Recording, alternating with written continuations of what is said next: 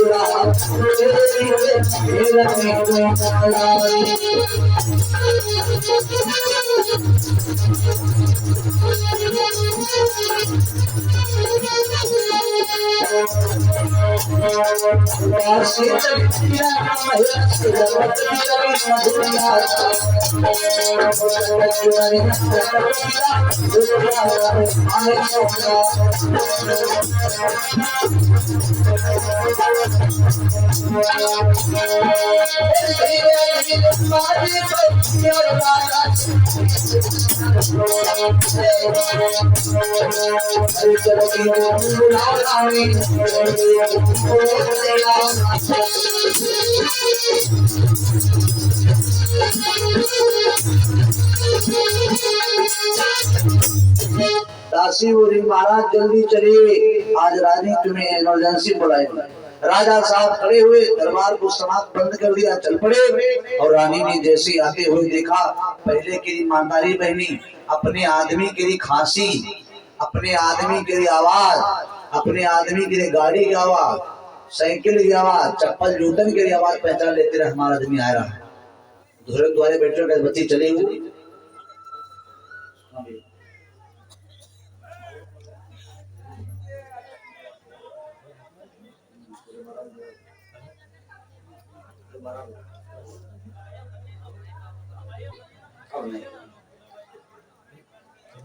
राजा को जैसे आते देखा, बड़ी सुंदर बढ़िया खटिया डाल करके चदरा बिछा करके बैठा लिया, पैर दबाने लगी और राजा से बोली का महाराज क्या हो गया है, बड़े दुखी नजर आ रहे हो। राजा बोले दुखी? अरे तुमने इतनी इमरजेंसी में बुला लिया तो हमें आना पड़ गया, बताओ क्या बात है। बोले ऐसी कोई बात नहीं, लेकिन महाराज चिंता का विषय है, अपने घर में जो बिटिया है वो सयानी हो चुकी है और बिटिया जो सयानी है तो उसके हाथ पीले कर देना चाहिए। लड़की बिटिया जब सयानी हो, लड़का भले 2-4 महीना पार जा, कोई बात नहीं, बिटिया की शादी जल्दी कर देना चाहिए।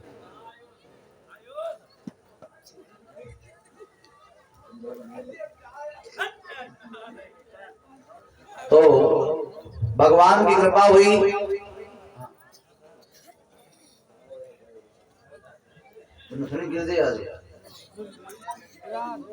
और 51 मुद्रा हमारे रितेश पाल सतीश पाल जी की तरफ से, 11 मुद्रा अखिलेश पाल जी की तरफ से दान है। भगवान की रखे जीवन मंदिर में 11 मुद्रा विमल पाल जी की तरफ से।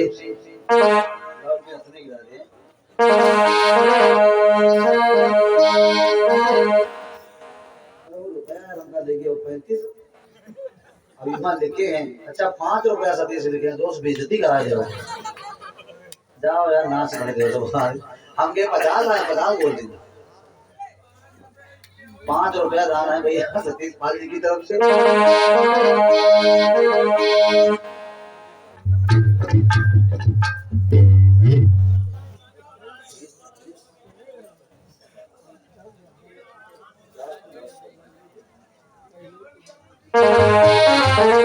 एक पत्नी अपने पति से बोली है स्वामी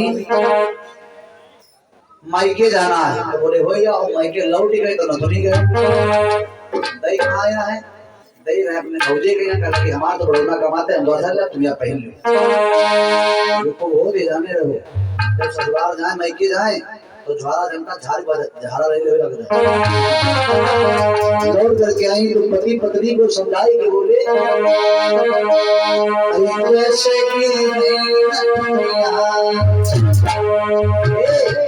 कहाँ गिरी? अरे कैसे गिरी बताओ रानी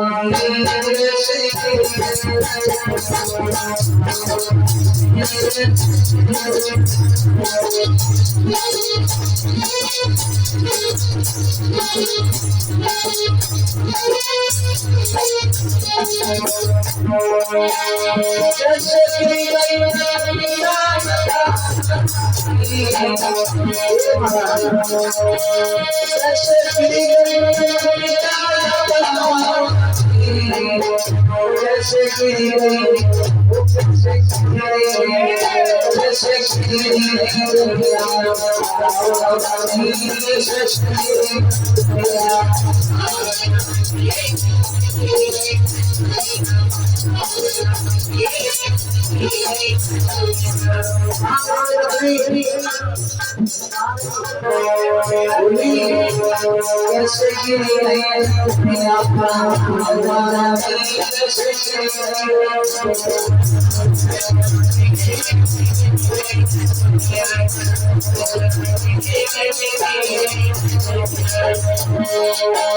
कैसे गिरी गई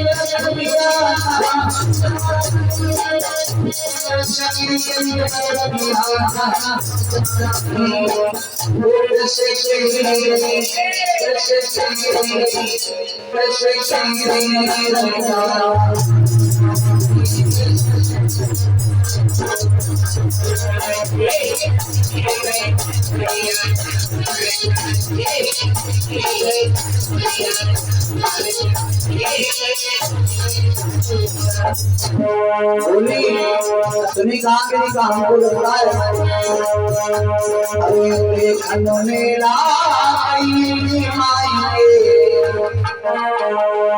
मायके गए हैं मेला देख हुई गई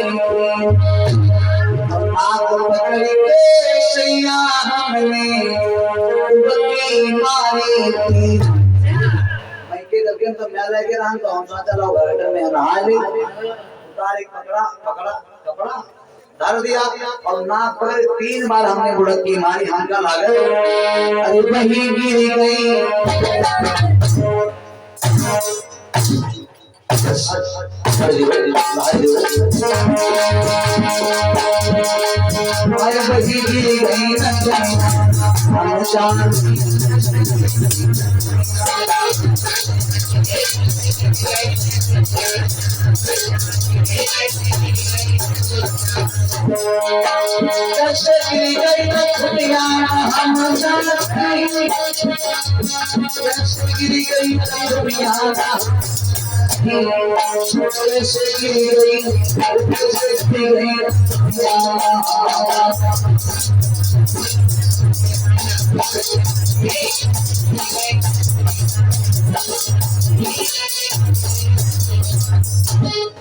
कहने लगे हमें वही लगता है मेले में गिर गए अब गाना कटी 101 रहते खाले कटी ना हाँ जल्दी जल्दी ना हो 20 रुपए के चक्कर में यहाँ सब कथा गड़बड़ा भगवान की कृपा हुई कहते हैं जब राजा ने रानी से ये बात सुनी तो राजा साहब दरबार में गए और दरबार में जाकर के जितने दरबारी बैठे हुए थे सारे दरबारियों से राजा ने एक ही बात कही है भैया सब लोग मिलकर के हमारी बिटिया तो देखे हो सब लोग हमारी बिटिया 15 साल की हो गई सुलह चल रही बिटिया के लिए कोई लड़का बढ़िया बताओ तो दरबारी सब अपने अपने हिसाब से बताने लगे दरबारी बारी बारी से राजाओं के नाम गिनाने लगे बिन कहे सुने बिन जाने ये सब गुण अवगुण बताने लगे बिना पूछे वो दुनिया का राजा वो फलाने राजा उनका सिस्टम आई से इतने बड़े पैसा वाले राजा बोले राजाओं में कोई हमारी बिटिया के लायक नहीं फिर कहा और कोई बताओ तो छोटा वाला लड़का बोला राजा साहब का रूप व्रत कहने लगा पिताजी हम बताएं मथुरा के रहो द्वारिकापुरी के राजा जो है भगवान कृष्ण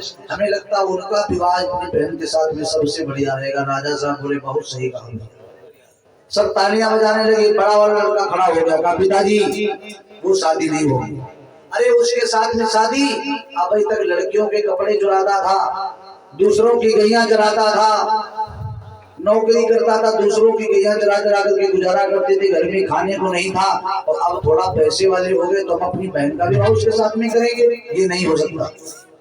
पिताजी बोले फिर तुम बताओ।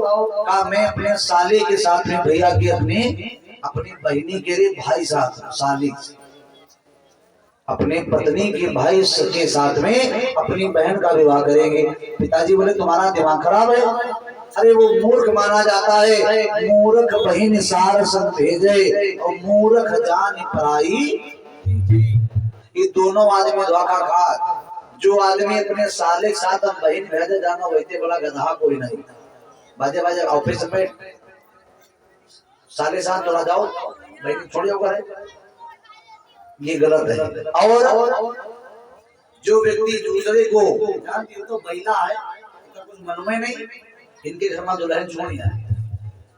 अब कुछ दिन बाद भैया खबर मिली, उन्हें संग चली गई। औरत को 3 जगह कभी नहीं छोड़ना चाहिए। पहला नंबर जब बीमार हो, बीमारी में पत्नी के पास में पति को होना चाहिए।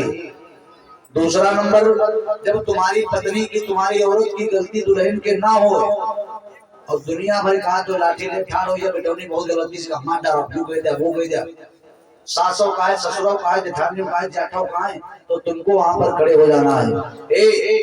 दुल्हन है हमारे, तुम मंदिर का मतलब कैसे हो, हमारे नहीं गलती के लिए हमारे लिए ठीक है, हम का छाड़ो पर दुल्हन को हाथ लगा दो, मामला बिगड़ जाएगा। और तीसरा, पराये पुरुषों के बीच में अपनी बहन बेटी को अकेले नहीं छोड़ना चाहिए, अपनी पत्नी को अकेले नहीं छोड़ना चाहिए। यही बात जब वेद व्यास जी ने कहा, जब वेद व्यास जी ने कहा तो वहां पर यही बात हुई। जयमिल ऋषि के चेला भी बोले महाराज यह बात गलत है, कहा मां पुत्री भगिनी के पीरा कबहू न बैठे पुरुष गंभीरा।